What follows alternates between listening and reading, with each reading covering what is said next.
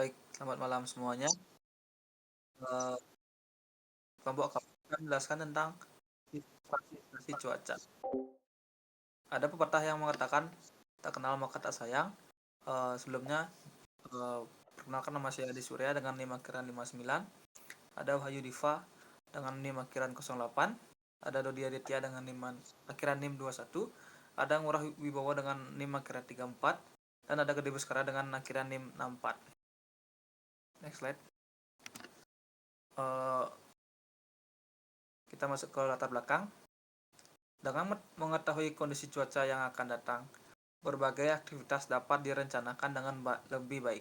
Misalnya, dalam perencanaan kegiatan outdoor, informasi cuaca dapat digunakan untuk menentukan waktu yang paling tepat untuk beraktivitas, sehingga mengurangi risiko terjadinya gangguan akibat cuaca buruk. Next slide. Nah, next slide selanjutnya kita masuk ke tinjauan pustaka.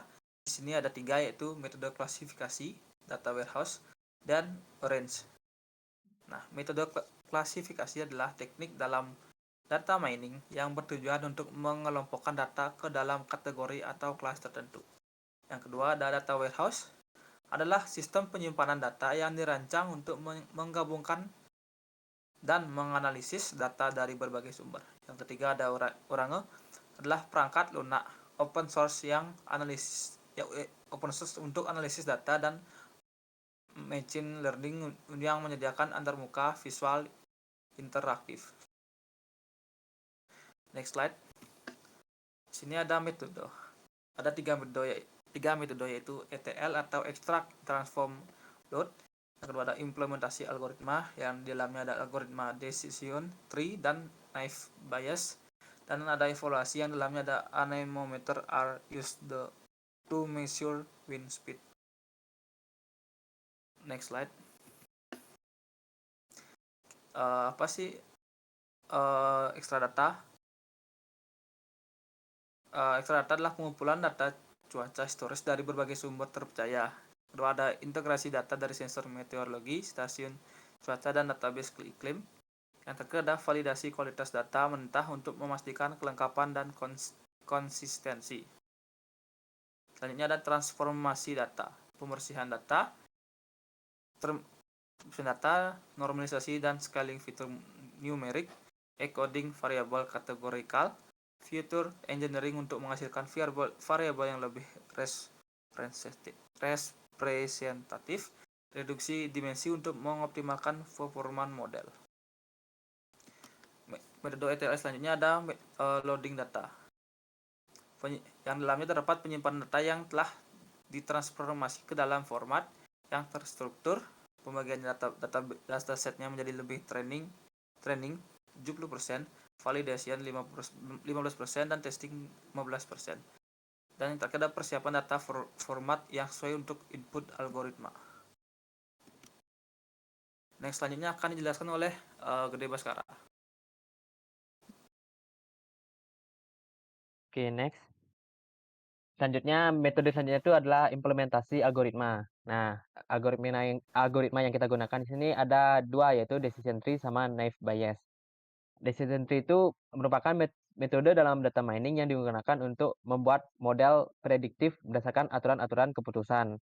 Nah, dan untuk naive Bayes, yang dimana implementasi Gaussian naive Bayes untuk fitur continue, penerapan Laplace smoothing untuk mengatasi zero probability, perhitungan prior probability, dan likelihood. Yang terakhir, validasi asumsi independensi fitur. Next. Oke, metode selanjutnya ada evaluasi model. Nah, di sini kita melakukan metrik evaluasi, yaitu yang akurasi, presisi, recall, dan F1 score. Selanjutnya, confusion matrix untuk analisis detail klarifikasi, ROC curve, dan AUC untuk evaluasi performa model. Cross validation score untuk menilai stabilitas model. Selanjutnya ada analisis perbandingan. Perbandingan performa decision tree dan naive Bayes. Analisis trade-off antara kompleksitas model dan akurasi. Evaluasi waktu komputasi dan kebutuhan resource. Dan yang terakhir tuh identifikasi kelebihan dan kekurangan masing-masing algoritma. Next.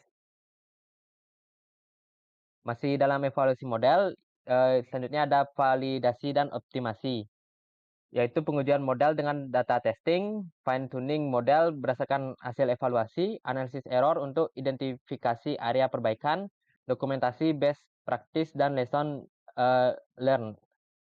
Selanjutnya ada monitoring dan maintenance, implementasi sistem monitoring performa model, perancangan update dan retraining berkala, perkembangan mekanisme feedback untuk perbaikan berkelanjutan, dokumentasi prosedur maintenance dan troubleshooting. Next. Nah, selanjutnya ada langkah-langkah penyelesaian masalah yang akan dijelaskan oleh teman saya. Oke, teman-teman jadi lanjut ya. Jadi selanjutnya, adalah, langkah-langkah atau penyelesaian masalah dari, proses ETL atau, extract, transform, dan load. Nah, yang pertama ada extract data. Yang pertama, pengambilan dataset dari Kaggle, teman-teman. Itu mengunduh, dataset, cuaca historical dari platform Kaggle, yang di mana, kita sama-sama tahu Kaggle menyediakan data yang berkualitas, untuk dapat, kita unduh sesuai dengan kebutuhan kita, dengan keinginan kita, gitu, teman-teman. Selanjutnya ada memverifikasi integritas, dan format data, di mana untuk memastikan, file itu tidak rusak. Nah, misalnya saat membuka file untuk, melihat, struktur awal dari file tersebut, gitu. Selanjutnya ada dokumentasi sumber data dan metadata yang relevan, seperti mencatat lisensi dataset, deskripsi kolom, dan sumber, pengumpulan datanya, gitu. Selanjutnya ada validasi data awal, yang di mana memeriksa struktur dataset. Nah, di sana kita mengecek, apakah data yang ada berbentuk tabel dengan kolom dan baris yang sesuai atau kebutuhan kita, dan juga ada identifikasi tipe, pada setiap kolom. Nah, di sana kita memastikan, bahwa setiap kolom memiliki tipe data yang benar gitu teman-teman ya, atau sesuai dengan keinginan kita. Misalkan, tipe data numerik nih, string atau tanggal, date gitu misalkan, teman-teman.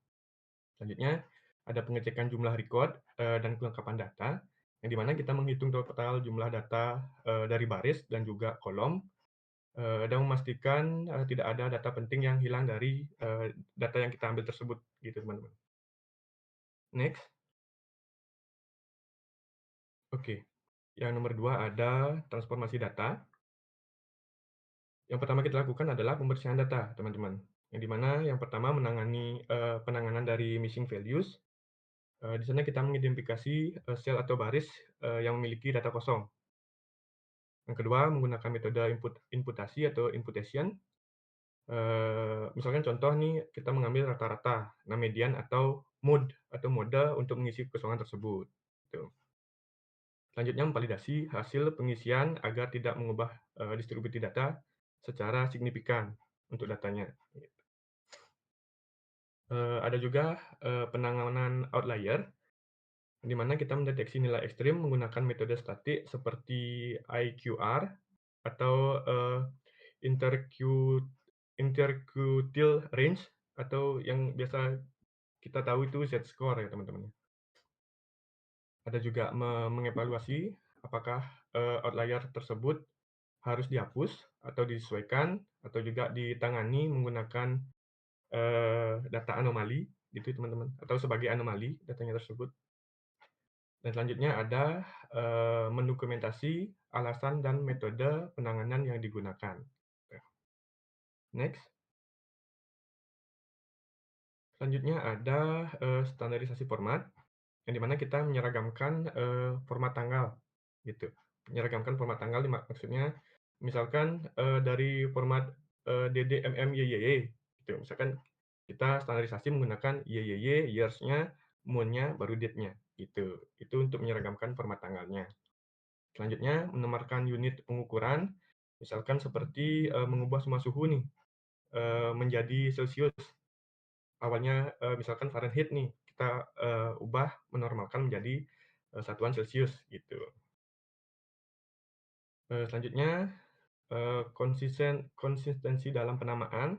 Misalkan ada sebuah kolom nih, namanya, nama atau datanya dikategorikan atau dinamakan sebagai rain, hujan maksudnya. Nah, kita ubah tuh menjadi hujan, biar, konsisten datanya. Nah, itu, konsistensi itu, jika diperlukan ya. Konsistensi bahasa itu, dapat dilakukan jika diperlukan, gitu teman-teman. Selanjutnya ada, normalisasi data. Yang pertama adalah scaling numerik future, menyesuaikan skala data numerik agar, berada di dalam rentang tertentu. Nah, misalkan seperti menggunakan, min-max scaling atau, standard scaling, itu bisa teman-teman ya.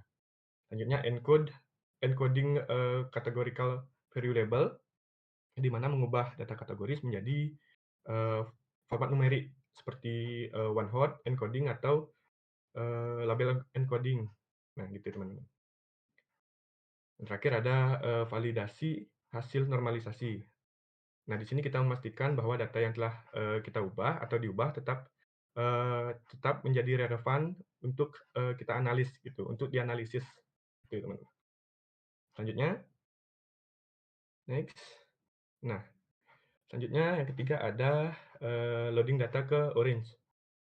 Nah, yang pertama, persiapkan nih dulu data untuk Orange-nya. Yang dilakukan adalah, mengkonversi dataset ke format yang kompatibel dengan, aplikasi Orange-nya. Misalkan, datanya ekstensinya SVC atau XLSX gitu misalkan. Kita konversi datasetnya gitu, ke format yang kompatibel buat aplikasinya. Selanjutnya ada, memverifikasi struktur dataset agar sesuai dengan kebutuhan Orange. Nah, seperti kolom atau atribut targetnya, itu. Selanjutnya ada membuat cadangan atau backup, dataset asli untuk, mengantisipasi kebutuhan pengulangan, gitu teman-teman. Kita membuat backup-nya untuk mengantisipasi kita, butuh nih lagi, gitu teman-teman. Oke, selanjutnya ada, import, nanti ketika datanya sudah ada, baru kita import ke aplikasi Orange-nya, gitu teman-teman. Yang dilakukan adalah mengimport data ke aplikasi Orange tersebut dengan mengkonfigurasi parameter, sesuai dengan, kebutuhan kita. Nah, seperti menentukan, kolom target dan juga atribut yang ada, gitu. Selanjutnya ada validasi hasil import, dengan memeriksa apakah semua data tampil dengan benar di, antarmuka Orange-nya, di antarmuka dari aplikasi Orange tersebut, gitu teman-teman.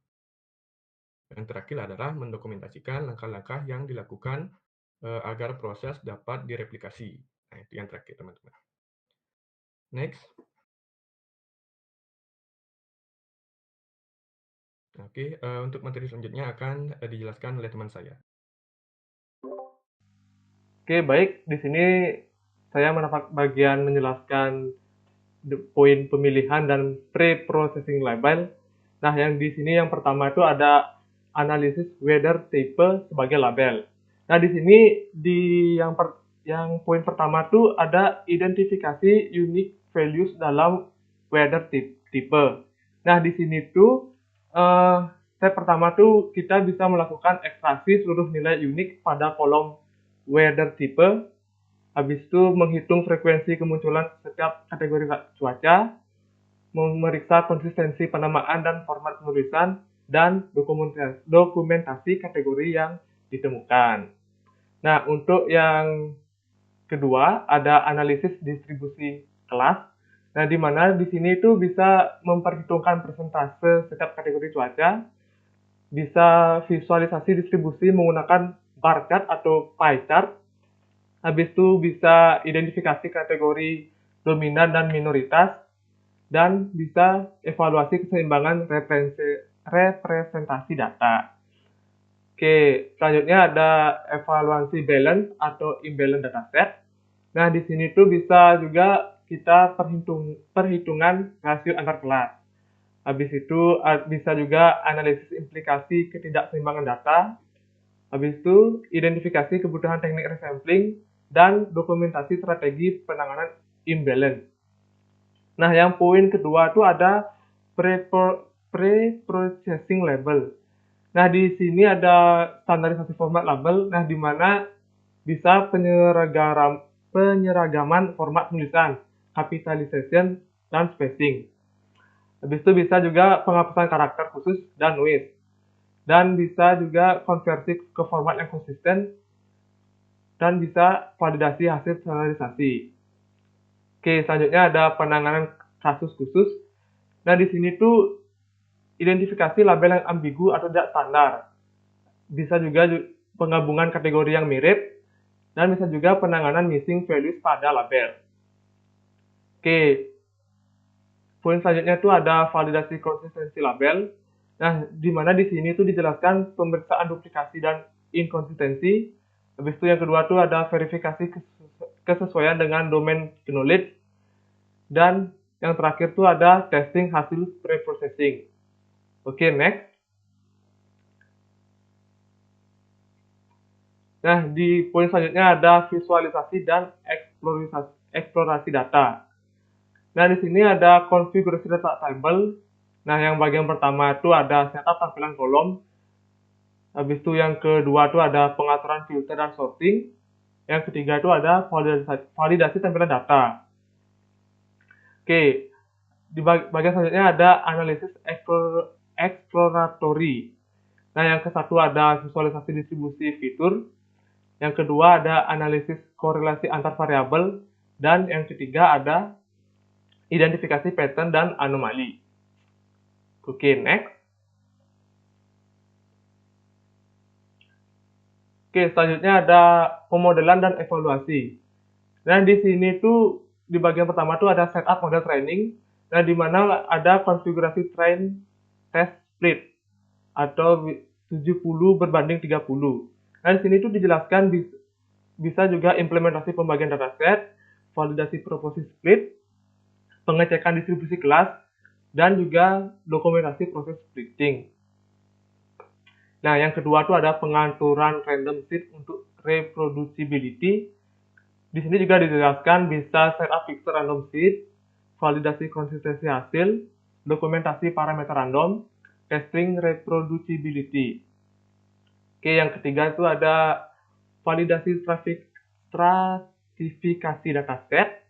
Nah, di sini juga dijelaskan bisa pengecekan distribusi kelas pada split, validasi representasi setiap kategori, analisis balance pada trend dan test, dan dokumentasi hasil stratifikasi. Oke, di bagian kedua itu ada implementasi tes dan skor. Nah, di poin pertama itu ada konfigurasi matriks evaluasi. Poin kedua ada setup cross validation. Poin ketiga ada dokumentasi parameter evaluasi. Oke, bagian selanjutnya itu ada pengembangan model prediction. Poin pertama itu ada konfigurasi widget prediction. Dan di sini juga bisa setup interface prediksi, konfigurasi input parameter, implementasi output display, testing fungsionalitas. Oke, di poin kedua itu ada setup parameter model. Nah, di sini juga bisa dijelaskan konfigurasi hyperparameter, optimasi parameter model, validasi kinerja parameter, dan dokumentasi setup optimal. Oke, lanjut di sini ada validasi output prediction. Nah, di sini juga bisa dijelaskan kita bisa testing akurasi prediksi, bisa validasi format output, analisis case studies, dan yang paling penting itu bisa juga dokumentasi hasil validasi. Oke, next.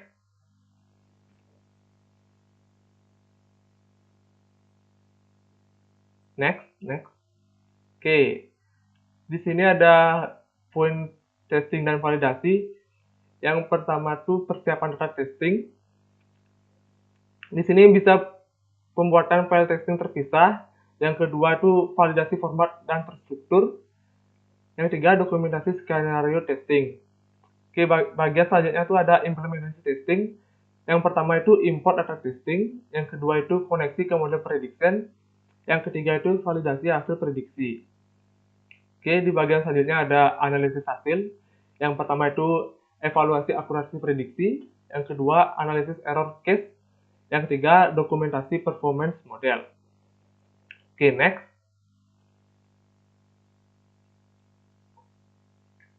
Nah, di poin selanjutnya ada integrasi dan dokumentasi. Nah, di sini di bagian pertama itu ada integrasi komponen, nah di mana bisa juga pengecekan koneksi antar widget. Nah, di sini juga bisa dijelaskan di antar widget ini bisa validasi alur data, testing komunikasi komponen, pengecekan error handling, dan dokumentasi integrasi. Oke, selanjutnya ada validasi alur data. Di sini juga bisa testing end-to-end flow, validasi transformasi data, dan pengecekan konsistensi. Oke, yang ketiga itu ada testing end-to-end. Di sini juga bisa implementasi sistem testing, validasi fungsionalitas, dan stress testing. Oke, selanjutnya ada dokumentasi sistem. Nah, di sini tuh bisa yang pertama tuh dijelaskan pembuatan dokumentasi teknis, yang kedua panduan penggunaan, yang ketiga catatan maintenance. Oke, di poin terakhir ada quality assurance. Yang pertama itu ada pengujian reliability system, yang kedua ada validasi konsistensi hasil, dan yang ketiga ada identifikasi potential improvement. Oke, lanjut. Nah, di sini dijelaskan oleh teman saya, Dodi Aditya. Silahkan, Dodi. Selanjutnya di sini ada hasil akhirnya yang akan saya jelaskan langsung di aplikasi Orange. Coba saya share screen dulu.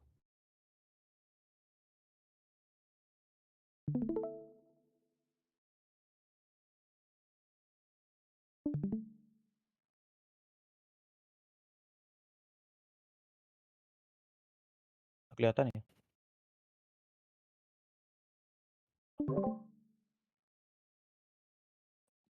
Oke, nah untuk tampilan aplikasi Orange-nya ya kayak gini.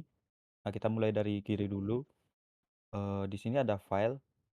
File ini adalah file dataset yang kita download dari Kaggle. Nah, di sini udah berhasil diimport dengan jumlah data 13.200, kemudian ada 11 kolom. Nah, setelah berhasil mengimport, kita set target atau labelnya itu mau pakai yang mana. Jadi untuk di data ini kita pakai targetnya itu weather type, yang mana di sini ada 4 kategori, ada cloudy, rainy, snowy, dan sunny. Itu untuk import datasetnya. Kemudian setelah kita import, kita coba visualisasikan ke dalam data tabel. Nah, untuk data tabelnya seperti ini. Di sini weather type itu warnanya beda karena dia sebagai label atau target. Dan di sini ada 10 kolom sisanya, itu nanti sebagai features. Nah, di sini udah ada juga keterangannya 10 fitur dan 13.200 instance atau jumlah data. Nah, dan jumlah datanya, isian datanya di sini juga udah bisa dibilang udah bersih karena di sini juga ada keterangan no missing data. Artinya nggak ada data yang nol atau data yang kosong. Oke. Nah, setelah ke data tabel, kita akan mencoba menggunakan algoritma. Nah, di sini kita kan milih dua algoritma, ada decision tree sama naive bayes. Kita coba ke decision tree dulu. Nah, untuk di decision tree, widget dari decision tree kita tarik widget test and score. Nah, di sini di test and score, konfigurasinya adalah number of faults, yaitu ketika melakukan training, data itu akan dibagi menjadi 5 subset yang digunakan bergantian untuk melakukan training. Kemudian di sini ada random sampling, repeat train testnya ada 10, kemudian training datanya sebanyak 70% dari keseluruhan data. Kemudian di sini didapatkan hasil AUC atau area under curve sebanyak 0,918. Jadi ini menunjukkan bahwa model yang di training dengan decision tree ini memiliki kemampuan yang sangat baik dalam membedakan antar kelasnya. Kemudian skor CA atau classification accuracy sebanyak 0,909.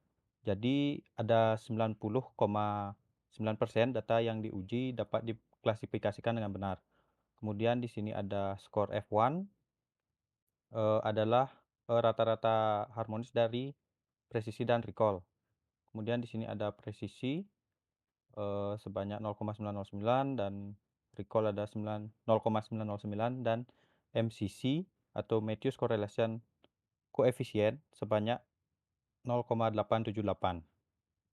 Oke, itu untuk test and score di algoritma decision tree. Nah, kemudian kita coba juga menampilkan dalam confusion matrix bagaimana si test and score hasilnya ini. Nah, di sini didapatkan hasil untuk prediksi cloudy, dia hasilnya benar sebanyak 8.845 dari 9.900 data yang di training.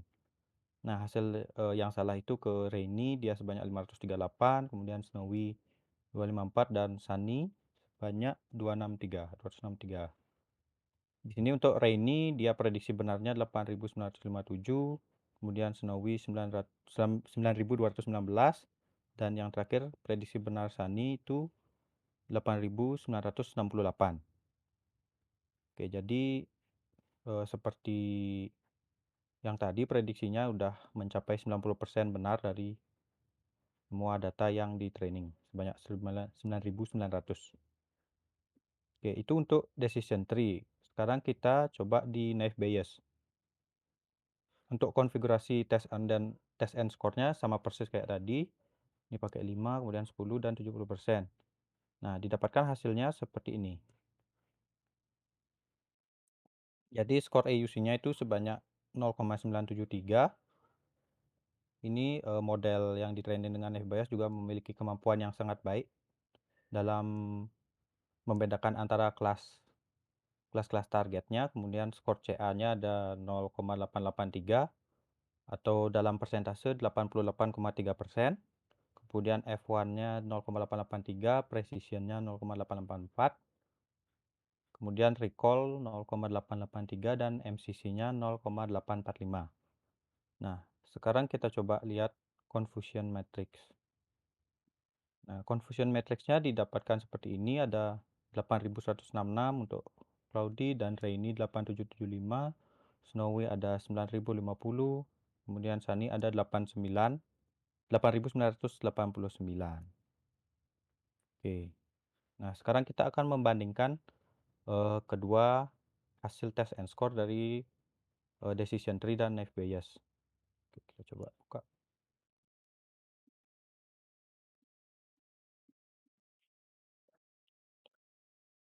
Oke, ini decision tree dan naive Bayes. Jadi kita mulai dari AUC-nya dulu. Naive Bayes memiliki AUC lebih tinggi dibandingkan decision tree. Jadi naive Bayes ini bisa dikatakan lebih baik dalam membedakan antara kelasnya. Kemudian CA atau akurasi decision tree di sini lebih akurat karena lebih besar. Kemudian F1 score-nya di decision tree juga lebih besar dan recall juga lebih besar dan MCC-nya lebih besar juga di decision tree. Jadi dapat disimpulkan bahwa decision tree lebih unggul dalam melakukan akurasi, F1 score, precision, recall dan MCC. Kemudian naive Bayes hanya unggul di AUC yang menunjukkan performanya lebih baik dalam membedakan kelas. Oke, itu untuk perbandingan dari keduanya. Kemudian selanjutnya kita coba tes dengan data yang dibuat sendiri. Nah, di sini ada 43 data atau 43 row dengan 10 features. Nah, untuk di sini data tesnya ini kita tidak set ada weather type-nya karena nanti weather type akan ditentukan dari hasil prediksi. Nah, ini adalah datanya. Di sini ada 10 features dan datanya udah lengkap, gak ada yang kurang. Nah, setelah kita tes di prediction, nah ini hasilnya. Ini untuk decision tree. Kemudian hasil untuk naive Bayes. Nah, ini adalah hasilnya. Jadi beberapa hasil prediksinya itu ada yang sama, tapi ada juga yang berbeda, cuma sedikit. Jadi ya perbedaan itu mungkin bisa dikatakan karena algoritma yang digunakan itu berbeda di dalamnya, jadi bisa jadi di dalam penghitungan masing-masing algoritma ini ada kondisi-kondisi tertentu yang menyebabkan hasilnya itu berbeda. Tapi yang berbeda itu cuma dikit sih. Ini kebanyakan udah sama. Oke, mungkin itu saja untuk penerapan di Orange-nya. Lanjut mungkin next slide.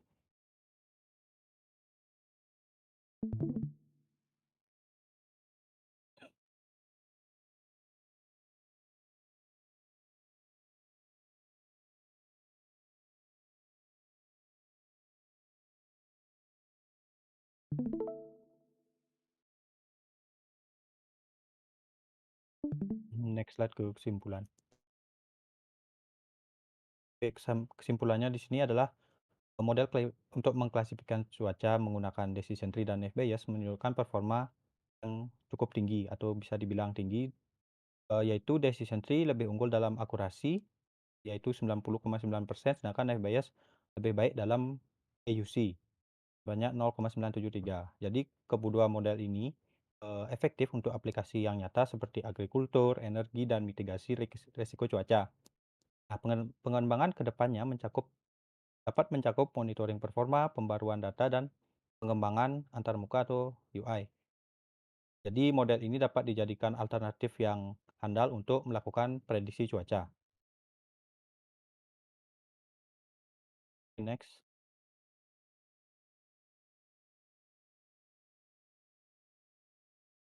Sepertinya presentasinya udah selesai, saya kembalikan ke Adi. Oke, karena materi yang kelompok kita berikan sudah selesai, maka berakhir juga dengan presentasi hari ini.